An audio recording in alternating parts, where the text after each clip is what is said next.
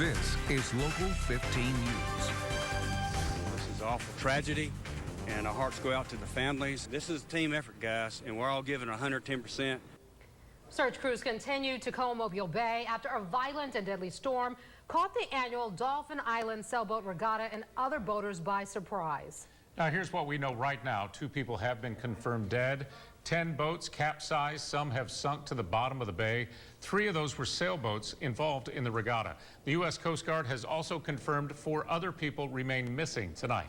We have our team of reporters and photographers covering all angles of this tragedy for you tonight. Local 15's Lauren Sarchapone begins with the future of the search operation. Lauren? Greg and Kim, the weather is playing a huge factor in today's search and rescue efforts. At around 2 o'clock today, the Coast Guard temporarily suspended the search and rescue mission because of severe weather. I spoke with them several moments ago. They said that they finally found a break in the weather and they're ready to get the boats back out on the water and helicopters in the air. They said this is still a search and rescue. Our ability is largely dependent on the individual and the environment, the water temperature, the air temperature, the conditions on the water, and then a person's physical makeup. So we have a lot of different people involved, a range of ages, from a young man to an older gentleman. So it's very difficult to speak to, and I wouldn't speculate to an individual survivability, but I just tell you that an awful lot of things enter into that. Personal will is probably the biggest one. This morning was challenging, but my assets on the water, as well as some of the state police folks involved, were dictating that they still had enough visibility to continue, which is why we did. And it was only with the press of the high energy and the storm system that was coming that we curtailed search. The Coast Guard tells me they're going to continue to search for these 4 missing boaters, and they're going to stay in search and rescue mode for right now. That way they can somehow get a better outcome to this case for all the families involved. Reporting live on Dauphin Island, I'm Lauren Sarchapone, Local 15 News. By the time we realized that it was going to hit us, it was on top of us. It was a matter of minutes. I'm very fortunate. I'm very blessed. Joshua Edwards, who captured this video via a GoPro camera, was in the height of that storm with his mother at the helm. He was among the many grateful to be alive today. Several Good Samaritans joined with search crews, bringing more than 40 people to safety. And I want to show you some video now shot by Richard Mather. He says he and his crew pulled 3 people from the water. All were clinging to a single life preserver. Several of the boaters and families of the victims gathered at the Dauphin Island Sea Lab. That's where we find Local 15's Christian Jennings, who spoke with several nonprofit groups on hand to help grief-stricken boaters today. Christian. That's right, you guys. The Salvation Army and the Red Cross are here providing food, water, even grief counseling for about a dozen family members and friends of these missing boaters. Now, a lot of folks are staying right here on the island at the Dauphin Island Sea Lab, Shelby Hall. The Red Cross brought in about 30 cots, they tell me, last night, allowing for loved ones to spend the night here on the island so that they can be here to get the very latest search information from the Coast Guard. Coast Guard officials say that, or they're still not saying where the missing and deceased sailors are from or releasing their names, but they tell us that the ages range from very young to senior age. We'll be here as long as it takes. If we're here till Friday, the Red Cross will be here, and we'll listen to you, shoulder to cry, whatever you need. That's what the Red Cross provides. Through a chaplain, the families released a joint statement. I'm going to read you part of that statement. They said the support and love has been overwhelming and a great source of comfort since Saturday afternoon. The families are asking that the community continue to pray for their loved ones, that they will be found. So, of course, hope is still here on the island as the search and rescue efforts continue. We were also told by officials that some of these folks were not from the Gulf Coast, so they're still making their way here to the Mobile, Dauphin Island area, and that is part of the reason why these names have not been released. Reporting live on Dauphin Island, Christian Jennings, Local 15 News. Christian, thank you. We are learning tonight one of the missing boaters is a teenager who attends St. Pius Church. Organizers from the church are holding an event tonight, hoping it will bring some relief to the victims' families. Local 15's Bethany Anderson has our story. Good evening. Well, we still haven't learned a whole lot of information about this missing teenager. We've learned that his name is Adam Clark and that his parents attend this church behind me, St. Pius. They are hosting a holy hour from 5:30 until 6:30. We are going to be inside for the service. Church members tell us the teen's family is asking for privacy during this difficult time. We will not have any interviews from them. But coming up in the next hour, we're going to tell you a little bit about what's going to be covered inside the service. Reporting in Mobile, Bethany Anderson, Local 15 News. All right, right now, yellow flags are flying at the Baldwin County beaches, meaning anyone in the water should certainly use plenty of caution out there. And due to stormy weather throughout the day, the rescue effort has been difficult, even put on hold for a portion of the day. Officials urge anyone considering to search on their own to stay off the water. It's going to make the water a potentially unsafe place to be. So I want to encourage all private boaters, Good Samaritans that helped us in the search yesterday, to please stay on land today. The deadly storm hit sailors around 4:30 Saturday.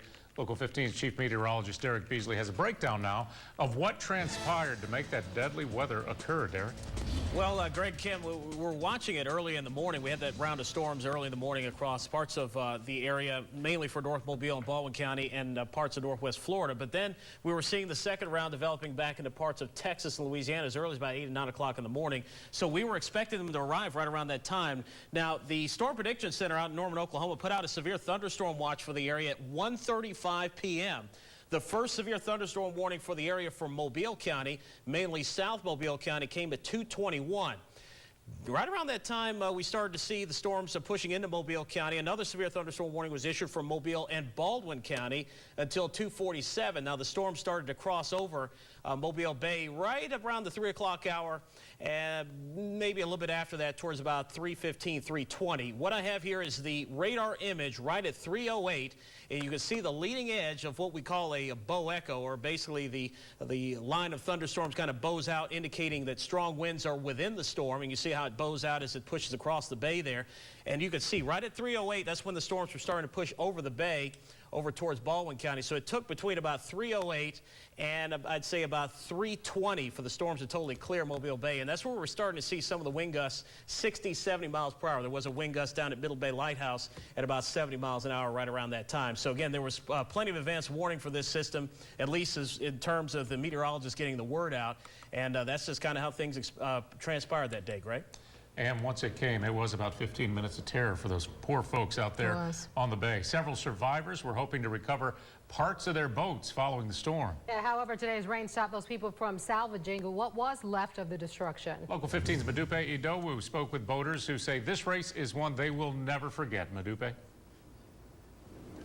That's right, Greg. It's because the storm was unlike any other they had ever experienced. And like you mentioned, you and Kim mentioned earlier today, those storms that came through this afternoon or in earlier this morning kept a lot of boaters off the waters who really planned on going back out there to try and salvage their boat. And behind me, you can see a boat that its sail is actually shredded, and that belongs to Scott Statham.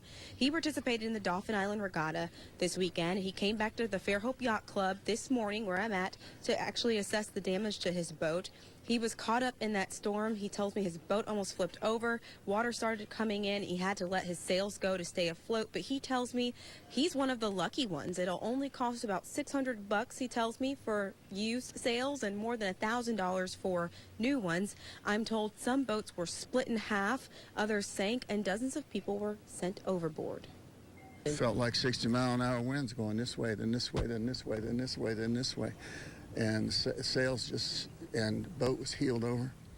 And I was in the bottom of the cockpit holding on. I'll come back up to you, if you don't mind. Fairhope Yacht Club members are meeting right now, but they didn't want to comment about the race or the weather conditions that turned very violent and deadly. But coming up at 6, you're actually going to hear from a man who was actually rescued by the Coast Guard. His vessel was actually stuck underneath the Dauphin Island Bridge, and you'll hear from him and the damage to his vessel, about $10,000. Reporting in Fairhope tonight, I'm Madupe Ido, Local 15 News. But lucky to be alive. All right, Madupe, thank you. Coverage of the Dauphin Island Regatta tragedy will continue throughout this newscast. Also, for those on the go, keep up to date with the latest online at local15tv.com. You're watching Local 15 News with Kim Thurman, Greg Peterson, and Chief Meteorologist Derek Beasley. Hey, it was a rainy Monday out there. Some of the rain has let up, though. Let's take a look at traffic. This is I-10 and Texas Street. Traffic is looking really good right about now. Let's glance at the Wallace Tunnel as traffic is heading in. No backups there, surprisingly, this time of the day. Everything running smoothly. Coming out of the tunnel, it looks great. And wrapping it up tonight on the Bayway. You've got a little vehicle there, apparently maybe stalled. It may have moved out of the way, but other than that, traffic is moving very nicely. We're continuing to follow the very latest on the Dauphin Island Regatta that turned deadly over the weekend. 4 people are still missing at this time. Local 15's Lauren Sarchapone is following the search operation for us tonight. Lauren? If you're just now joining us, the Coast Guard is continuing its search and rescue efforts to find these 4 missing boaters. They told me that they found a break in the weather, but if you take a look at this water right here, it's still breaking. These are very treacherous conditions for them to be up against. They said that they are ready to get boats back out here on the water and helicopters in the air, but you can see that the conditions are still very rough out here. They are still looking for 4 missing people. They said they will not release the names of these victims, of these missing people, until the families are ready to do so. We, at this point, have made contact with the families, but I'm not prepared to release them yet. As far as those who we're looking for, both our policy and our good judgment dictates that we don't release those out of respect to the family's privacy. And that's what we'll continue to do, at least for now. As soon as we are ready to release the names of either the deceased or those people that are still missing, we'll certainly get that information to you immediately upon that decision. Now, there was one missing boater. He was found at home safe this morning in his home. I asked the Coast Guard, could that be the case with these other missing people? Is there some sort of communication break? And the Coast Guard tells me no. The families that are here have every reason to believe that their loved ones are still out here in this water. We'll be sure to give you guys more updates as they become available. For now, live on Dauphin Island, Lauren Sarchapone, Local 15 News.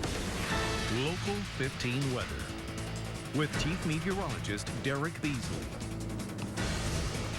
We had some rain and storms earlier today. Some of that result from the leftovers from this weekend? Yeah, there was some bad stuff that rolled through New Orleans earlier today, wasn't it? And it actually was the leftovers from some of that, although this whole system has really been giving plenty of parts of the country some issues here over the past several days. Thankfully, we did not see what New Orleans got because they got some horrible winds out there today. We were just a little too cool, a little too stable in the atmosphere. Probably noticed that. Temperatures only make it into the 60s in some areas this afternoon, and that just does not support severe weather. But we could be looking at our chance here for tomorrow. Here's a look at live pinpoint Doppler. We're seeing some redevelopment across parts of Louisiana and southwestern Mississippi. We're going to keep an eye on this as those storms start to track eastward towards the area. But then you see the leftovers of that rain that we had earlier today. Just some light showers in and around Destin and down towards Fort Walton Beach. But besides that, again, things looking fairly quiet here, at least for the near term. Temperatures, as I mentioned earlier, only in the low 60s. Once it started raining, it didn't take long for the temperatures to drop. Only around 63 Mobile, 65 in Pensacola. And forecasts calls for temperatures to hover mainly in the low to mid 60s here through this evening. I don't think we're going to drop much more than that here overnight tonight. And then for tomorrow, warm up back into the 70s. And really, depending on how warm we get, will determine our severe weather threat here for tomorrow. You can see how that line of storms develops back into Texas and moved through Louisiana. Notice how in the last few frames here, it made a hard turn to the right here, down to the Gulf, where all the real sticky, humid air, the high-octane fuel, if you will, that these storms like to feed off of, was down in Louisiana. That's why they turned in that direction. It wasn't here. So they're going to go where the best food is, if you will. But we are tracking some development back here into Texas, and I think another thunderstorm complex, just like this one, is going to try to develop here later on tonight. And it will likely track in a very similar fashion here by tomorrow morning. The Storm Prediction Center has the immediate coast under that threat for severe weather tomorrow. It's still a low-end threat, and there's still a lot of uncertainty as exactly how the atmosphere is going to evolve, if you will. The atmosphere has to have enough humidity, enough heat in it to support severe thunderstorms, and if it's just not there, it's not going to happen. But at this point, it looks like we'll see the warm and humid air try to get up to I-10, maybe a little bit north of that, and that will support the threat for some severe storms here for tomorrow. Pinpoint Predictor shows a stormy day for tomorrow, so just plan on that. More wet weather. There's flash flood watch in effect for the coastal areas, so we could see some more flash flooding. Even some light showers lingering into Wednesday, and we're likely going to stay cloudy into the middle part of the week, but sunshine will try to build back in by Thursday, and then we'll start to see a warm-up heading into the weekend. Here's a look at your beach forecast. High rip current risk tomorrow, and there are going to be thunderstorms around anyway. It's not going to be the best day to be out there. And on the water, we're looking at 4 to 6 foot seas offshore, bays of moderate chop. 7-day forecast, 75 tomorrow. We could be cooler or warmer than that, really depending on how this storm system evolves here overnight and tomorrow. But either way you look at it, we should get at least into the 70s, and then we'll see rain chances taper off by Wednesday. The weekend, though, looking great. It was really a kind of a perfect storm situation, wasn't it, on Saturday? Let's talk about that again, because it came, obviously there were warnings, but it took about 15 minutes for it to just boil up into something deadly, as we saw. Well, it had been severe for quite some time, and it was just a matter of being aware of the fact that the storms were coming in. And so it's just one of those things you just have to be aware of when you're out there, you know. These things can just come up on you pretty quickly, and unfortunately end up having the results that they did. Yeah. All right, Derek, thanks. Yeah. I want you to say hello to Melissa Davenport. She's our Facebook friend of the day. Melissa lives in Gulf Shores, gets all of her news from Local 15. Congratulations, Melissa, on your 2 tickets to the Waves of Wine Festival in Orange Beach. That is Saturday, May 9th. It's so easy to be our Facebook friend of the day. Just like our page and click the Inside Local 15 tab to register. In the next few weeks, the federal government will again announce how long recreational fishermen will be granted to catch one of the most sought-after fish in the Gulf, red snapper. Just a few years ago, I should say, fishermen could legally catch snapper every day of the year. Last year, the season was cut to just 9 days, costing fishing communities like Orange Beach millions and millions of dollars. The feds say the red snapper population is not healthy in the Gulf. Alabama Congressman Bradley Burns says they are not measuring the numbers correctly. Snapper is a reef fish. It lives on reef. It doesn't live on sandy bottom. But the federal scientists down in Miami won't sample for this fish on reefs. They only sample for it on sandy bottom, which just goes to show they don't understand. Coming up tonight at 10 in a Local 15 News reality check, I'll dive deeper into the controversy and bring you the very latest on this debate. If you have a story you want us to investigate or an issue that needs to be addressed by our advocacy team, let us know. We'll get you answers. Call our reality check hotline, 877-315-7268. A new study reveals the economic impact of a lottery and table gaming here in Alabama. It shows more than $400 million in revenue, as well as the creation of 11,000 jobs. Right now, Governor Robert Bentley says Alabama is facing a $700 million shortfall. Republican Senator Del Marsh says gaming revenue could be an option to help move the state out of the red. Marsh says bringing Class 3 gaming and a lottery to the state would require a vote from the people. Local 15 is hosting a town hall meeting to discuss the possibility of a lottery here in Alabama. A group of panelists will debate the positives and negatives of implementing a lottery and the success and failures in other states. You can take part in the conversation by being a member of our studio audience. The town hall is Thursday, May the 7th at the Alabama School of Math and Science. It starts at 7 o'clock that night. All right, Local 15 News is going to continue to stay on the story and bring you the very latest on this year's Dauphin Island sailboat race that quickly turned deadly. Stay up to date online, and we'll have more from our crews on the scene tonight at 6 o'clock. Plus, a video you have to see to believe. Where this storm brewed strong enough to topple train rail cars from the bridge. Having nice nails, very important for some women, but is it worth going to the salon and paying for a full manicure? Tuesday on Local 15 today, we look at salon polish versus the drugstore version. Which is better when it comes to standing the test of time? The results may surprise you. Make sure you download our Local 15 News app. Just search WPMI Local 15 TV in the App Store, and the app is free. Jaw-dropping video here showing just how destructive storms can be. And this is from Jefferson Parish, Louisiana, where this morning strong winds actually forced several train cars to fall off the Huey P. Long Bridge. Amazingly, no injuries have been reported. They're falling like toys. Look at there. New Orleans officials say the rail cars were empty. All right, stormy weather along the Gulf is the leftover of that storm, which has hampered rescue operations in Mobile Bay.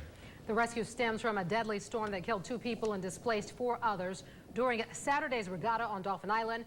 More than 100 sailboats and as many as 200 people participated in the race when the storm hit. The Coast Guard suspended its search and rescue operation about 2:30 this afternoon, but has resumed those operations now.